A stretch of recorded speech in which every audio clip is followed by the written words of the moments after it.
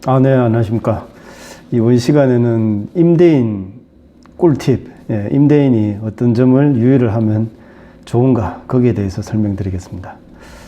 어떤 이제 집이든 아니면 상가든 이렇게 세를 주는 입장, 임차인과는 반대로 수익을 올리고 싶어 하고 아주 무난하게 잘 관리되기를 바라죠.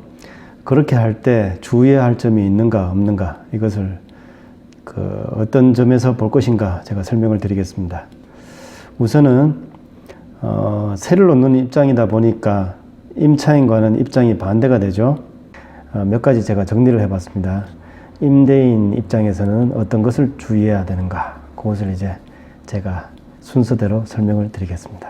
첫 번째로 적당한 보증금을 받을 것. 이 보증금은 혹시나 임차인이 무언가를 내가 빌려준 집이든 아니면 상가든 그것을 이제 훼손하든지 그것에 무슨 문제가 생겼을 때 해결할 수 있는 보증을 해주는 금액이라고 보시면 되겠습니다. 아니면 임료를 제때 지급을 하지 않는다면 이렇게 명도를 할 때 그 기간 동안 내가 입게 되는 손실이 없도록 하기 위한 그런 보증금이 되겠습니다. 보증금이 시세가 주변에서 보통 만약에 1,000만 원을 받고 있는데 혼자서 500이든 300이든 주겠습니다. 이런 임차인이 월세를 많이 주겠다고 이렇게 세를 얻으려 그러면 그런 데는 될 수 있으면 거절을 하시는 게 낫습니다. 당장에 이제 적당한 보증금을 주지 못하는 정도라면 나중에 어떤 일을 일으킬 가능성이 충분합니다. 그리고 두 번째로 월세를 받는데 부가가치세가 포함이 되는가 아니면 부가가치세가 별도로 하는가, 이것을 명확하게 하시는 것이 중요합니다. 부가가치세는 최종 소비자, 그러니까 임차인으로부터 받아가지고 이제 세무서에다가 납부를 하게 돼 있는데 그것이 포함되어 있는 금액이라 그러면 내가 받게 되는 임대료가 적어지겠죠. 이것을 명확하게 계약할 당시에 언급을 하지 않았다면 나중에 문제될 소지가 있고 얼렁뚱땅 넘어간다고 그러면 그것을 충분히 임차인이 나중에 따라올 리가 만무합니다. 그래서 계약할 당시에는 임대료에 월세에 부가가치세가 포함이 되는가 아닌가, 이것을 한번 명확히 해놓고 지나가야 되겠습니다. 그리고 세 번째로 아까도 이제 처음에 제가 말씀드렸듯이 특약사항을 어떻게 적을 것인가, 이것을 생각을 해 보셔야 되겠습니다.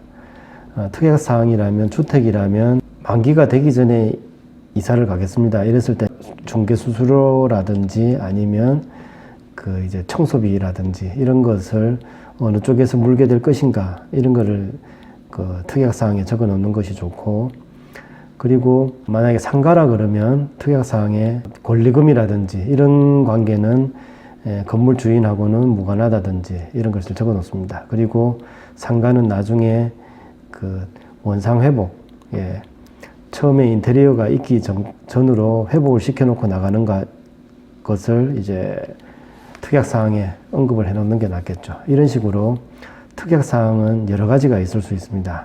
내가 임대인으로서 나중에 억울하게, 부당하게 손해를 입지 않을 만한 것을 언급을 해 주시면 좋겠습니다. 개나 고양이 같은 반려동물을 키울 때 특약사항에 언급을 하는 경우가 많습니다. 그런 거. 그리고 관리비 같은 내용은 어떻게 될 것인가, 청소비를 어떻게 하겠다, 상하수도 사용료는 어떻게 할 것이다, 이런 것을 언급을 해주고, 여러 가지 특약사항이 있을 수 있고, 주택이나 상가의 현실에 맞춰서 꼭 언급해 줘야 될 것을 생각을 해 놓으셔야 되겠습니다. 그리고 네 번째로, 이런 경우는 이제 임대를 놓는 입장에서 조금 많이 고민을 하게 됩니다. 다른 데는 공실이 있는지 없는지 모르겠지만 내가 세를 놓아야 되는 집이나 아니면 상가가 현재 공실이라서 월세 수준을 낮춰서라도 세를 놓으면 좋을 것인가 말 것인가 한 번씩 고민을 하게 되는데, 조금 이렇게 중개하는 쪽에서 낮은 월세를 권유를 한다든지 그랬을 때 아주 복잡한 심정이 됩니다. 이것을 낮췄다가 지금은 이제 임대차 3법 때문에 쉽사리 월세를 올리지 못한다는 경우를 알고 있으니까 낮춰서 세를 주는 것이 맞는가? 아니면 약간밖에 차이가 안 나니까 시세하고 내가 이쪽에 세를 놓는 게 좋을 것인가? 이렇게 고민을 하게 되는데, 주택이라면 뭐 1년, 2년 단위로 계속 그 세가 바뀌는 것보다는 조금 낮게 주더라도 계속 유지되는 게 더 유리할 수도 있습니다. 그런 것을 맞춰서 결정을 하시는 게 좋겠습니다. 세를 조금 주위보다 싸게 놓는다면, 임대를 한다면 공실의 위험은 훨씬 줄어들겠죠.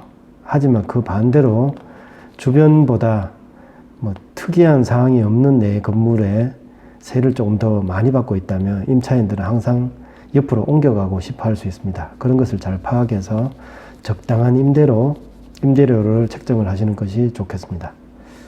그리고 효율적으로 공실이 없는 상태로 유지를 하는 방법도 생각을 해볼 만합니다. 제가 알고 있는 임대인 중에는 다가구 주택이죠. 그것을 세를 놓는데 주변 부동산에 조금 더 이렇게 적극적으로 홍보를 하는 경우도 있었고, 그리고 임차인이 좀 불편해할 수 있는 그런 뭐 잔잔한 거, 청소를 조금 일주일에 한 번 할 걸 2번을 한다든지 뭐 그런 식으로 아주 사소한 것을 조금 더 신경을 써서 공실이 없는 상태로 거의 유지를 하는 분이 있었습니다.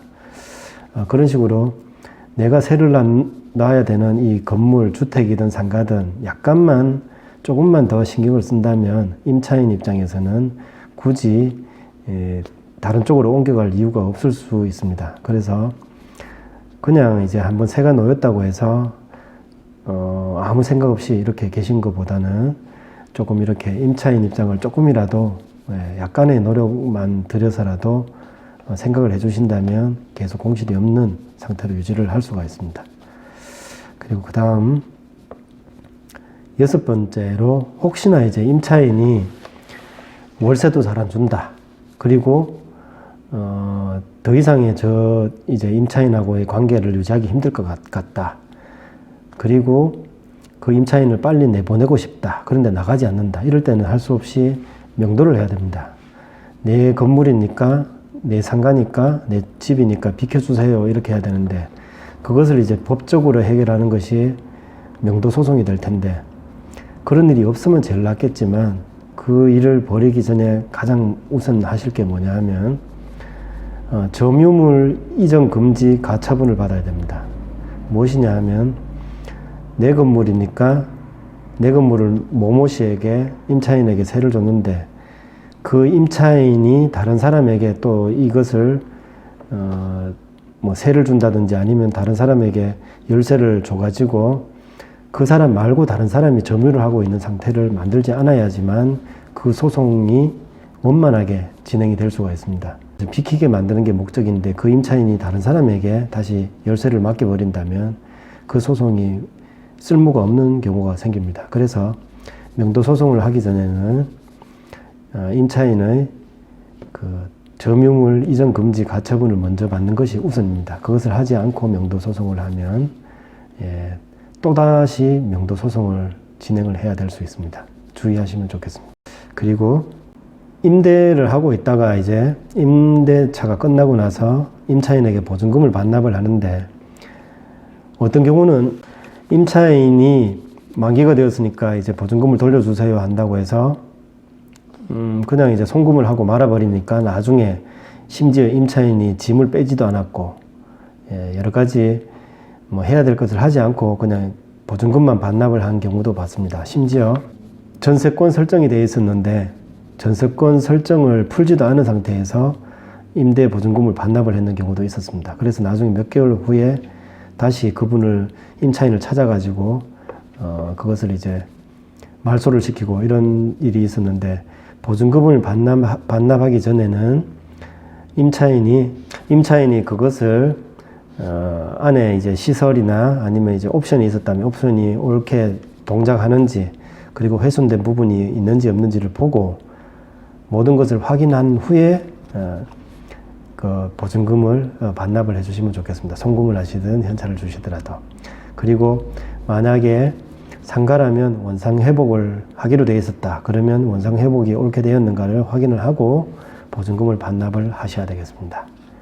보증금 반납 전에는 이제 부동산에 내가 이제 세를 준 부동산의 상태를 확인을 하고 반납을 하셔야 되겠습니다. 그리고 10번째로 토지를 임대를 하실 때 주의하실 점이 있습니다. 토지의 임대는 지상권의 문제하고 연관이 될 수 있습니다. 그래서 내 토지에 어떤 임차인이 건물을 지어서 들어오겠습니다 하면 대부분은 그런 것을 하지 않는 것이 좋습니다. 건물을 짓더라도 임대인, 그러니까 땅 주인인 내 명의로 짓고 나서 그것을 임차인에게 세를 주는 그런 형식으로 하셔야 됩니다. 그래야지 나중에 지상권 문제가 발생하지 않습니다. 토지를 임대 주실 때는 건물을 내 명의로 한 후에 임대를 하시는 게 맞습니다. 그리고 11번째로 유흥업종은 특별 소비세의 문제가 있을 수 있습니다. 내가 어떤 상가를 가지고 있는데 그 상가에 뭐 유흥주점이라든지 이런 것이 오게 되면 특별 소비세가 생기고 심지어 이제 재산세도 과중이 될 수가 있습니다. 이런 것을 사전에 모르는 경우가 많은데 특별한 유흥업종으로 세를 주실 때는 부과되는 세금이 늘어나는 세금이 더 많구나 하는 것을 아시고 임차인이 부담을 할 것인가 아니면 월세를 많이 주니까 임대인인 건물주가 부담을 할 것인가 이것을 결정을 하셔야 되겠습니다. 이것을 모르고 하면 나중에 큰 낭패를 볼 수가 있습니다. 그래서 특별한 유흥업종이 들어올 때에는 증가되는 세금의 문제가 없는지를 한번 짚어보셔야 좋겠습니다. 주택이든 상가든 좀 이렇게 화재의 위험이 있는 임대를 줄 때는 임대료에 비해서는 작은 금액인 보험을 들 것인가 그것을 한번 고민을 해 보셔야 됩니다. CCTV나 보험 같은 안전장치를 하는 데에 조금은 투자를 하시는 것이 좋겠습니다. 그리고 아파트를 임대 주는 입장에서는 장기수선 충당금이라고 있습니다. 임차인이 들어오게 되면 임차인의 관리비에 같이 포함이 돼서 나가는데 아파트 형태의 건물에서는 장기수선 충당금이 있을 수 있는데 임차인이 우선 부담했지만 임대인이 나중에 그것을 적립을 해서 가지게 되는 것이나 다름없으므로 임차인에게 계약기간이 끝나고 나서 반납을 해야 된다고 생각을 하시면 좋겠습니다. 예. 그리고 그 다음 전전세 계약이라고 있습니다. 임차인이 그 다음 세입자에게 다시 임대를 주는 경우인데 전전세 계약을 하려는 그 임차인이 있다면 거기에는 될 수 있으면 동의를 하지 않는 것이 좋습니다. 전전세보다는 직접적으로 그 임대인인 내가 직접 계약을 하시는 것이 기본입니다. 전전세 계약은 서로 간에 임대인인 건물주 입장에서 집주인 입장에서 알고 있는 상태에서 그런 세가 나갔다는 것은 나중에 여러 가지 문제가 생길 수가 있습니다. 그래서 전전세를 요구를 하든지 아니면 그것을 알고 있는 상태로 이렇게 권유를 하더라도 건물주 집주인 입장에서는 하지 않는 것이 좋겠습니다. 그리고 16번째로 혹가다 이렇게 이제 질문을 하는 경우가 있습니다. 임대차 계약이 끝나게 되면 임차인으로부터 계약서를 돌려받고 임대차 계약서죠. 그것을 돌려받고 거기에 맞춰서 이제 보증금을 반납을 해야 되는 게 아닙니까? 이렇게 묻는 경우가 있는데 그것은 그럴 이유가 없습니다. 임차인이 가졌는 계약서는 임차인 것이고 그것이 계약이 종료되더라도 임대인에게 반납할 의무는 없습니다. 그래서 그냥 계약 기간이 만료되면 확인할 거 확인을 하고 이렇게 임대 보증금을 돌려주면 됩니다. 그것을 계약서를 회수를 하고 돌려줄 필요는 없습니다. 17번째로 혹시 이제 대리 계약을 할 경우가 있습니다. 내가 알고 있는 사람에게 내가 바쁘니까 가서 계약을 하세요 이렇게 맡기는 경우도 있고 아니면 잘 알고 있는 부동산 중개사무소에다가 대리 계약을 맡기는 경우도 있을 수 있습니다. 그런데 그러한 계약을 이래 대리로 맡기더라도 나중에 계약이 진행되고 나서 계약서를 받고 확인을 한번 하시는 게 좋겠습니다. 어떤 경우가 있느냐 하면 월세로 세를 놨지만 나는 월세로 임대를 했지만 임차인은 전세로 들어와 있다는 경우도 있습니다. 그것은 중간에 대리 계약을 했는 사람이 일을 꾸며서 아주 많은 이제 보증금을 챙겨서 이렇게 달아나는 경우, 범죄가 되겠죠. 그런 일을 일으킬 수도 있기 때문에 대리 계약을 할 경우에는 계약이 끝나고 나서, 계약을 하고 나서는 임차인에게 한 번쯤은 확인을 해 보시는 게 좋겠습니다.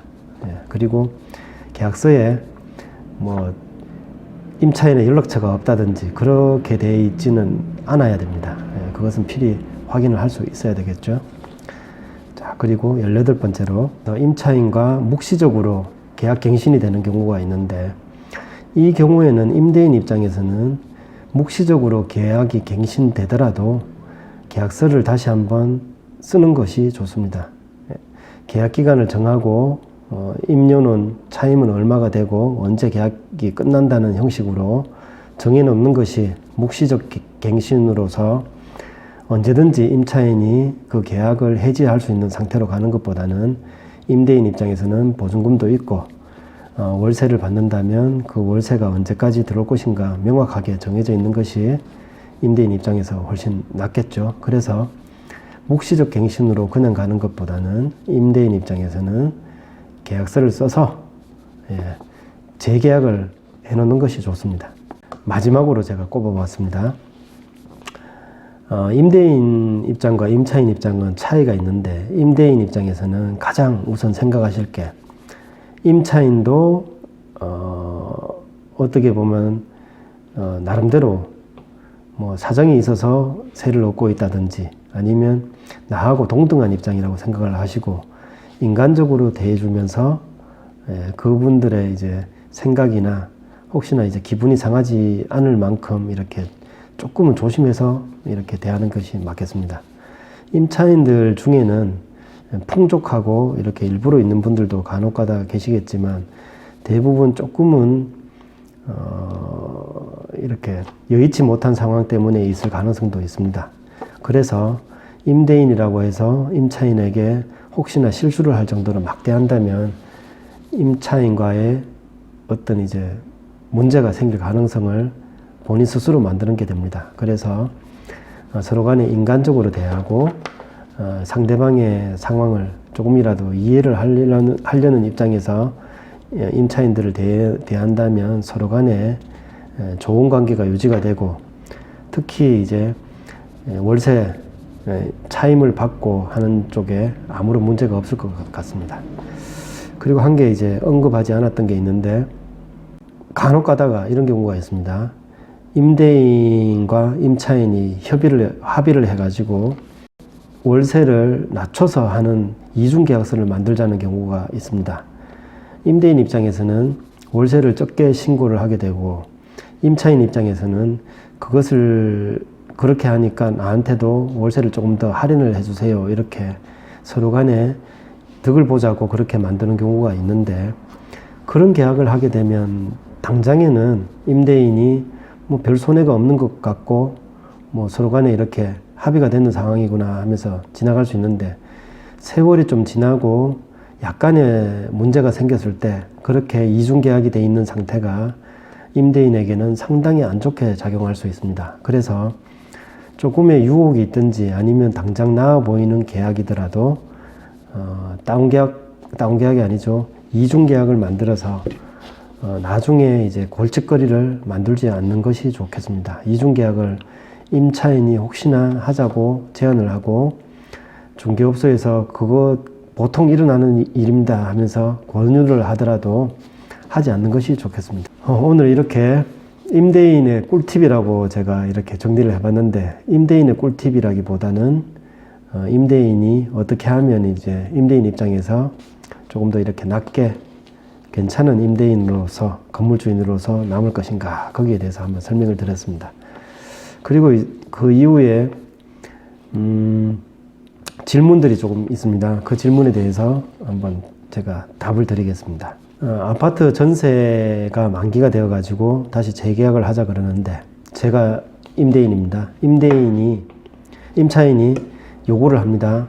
그냥 우리 임대인과 임차인끼리 계약서를 쓰면 어떻겠어요? 이렇게 생각을 하고 있었는데, 임차인이 아유 그래도 이제 중개업소 가가지고 계약서를 다시 쓰는 게 어떻겠습니까? 이렇게 제안을 합니다. 그러면 이때는 임대인 입장에서 또 중개 수수료를 물어야 됩니까? 아니면 뭐 대서료 그 계약서를 쓰는 비용이라도 물어야 됩니까? 이렇게 물어오셨는데, 임차인이 뭐 첫 번째 계약이든 아니면 재계약이든 간에 임차인이 원했는 상태고, 거기에 임대인이 직접 계약을 할 수 있는 상황인데도 거기 가서 계약을 했다 그러면 임대인 입장에서는 중개수수료까지는 물 필요가 없습니다. 그 비용은 원하는 임차인 쪽에서 물어주는 것이 당연합니다.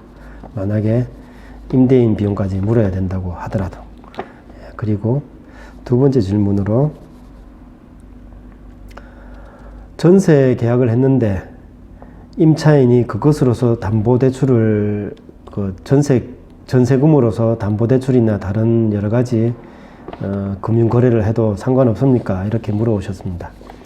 임대인 입장에서는 전세 계약을 해주고 뭐 전세권 설정을 하자 그러면 뭐 해준다든지 그 정도까지만 하면 되지, 그것을 가지고 임차인이 급전을 빌린다든지 담보 제공을 한다든지 그것까지는 항상 어떻게 감시를 할 수도 없고 알 수도 없습니다. 그래서 나중에 그런 이제 보증금이, 전세 보증금을 담보로 해서 어떤 일이 진행되었다 하더라도 임대인 입장에서는 그것을 임차인에게 나중에 돌려주고, 혹시나 이제 차임이 있었다면 차임이나 비용을 제하고 돌려주는 것으로서 충분합니다.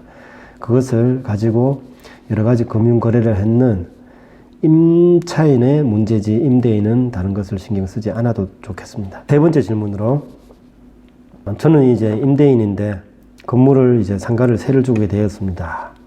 그 상가를 세를 얻은 사람이 그 다음 이제 임차인을 구해와서 그 다음 임차인하고 이제 그 임대차 계약을 하기를 원하는데, 거기에 권리금이 있더라. 권리금을 받고 그 다음 임차인에게 넘겨주는 상황인데, 임대인 입장에서는 걱정이 없습니까? 나중에 그 권리금을 임대인에게 다시 혹시나 장사가 안 돼서 돌려달라면 어떻게 하면 좋겠습니까? 이런 걱정을 해오셨는데, 그런 걱정은 하지 않으셔도 좋습니다.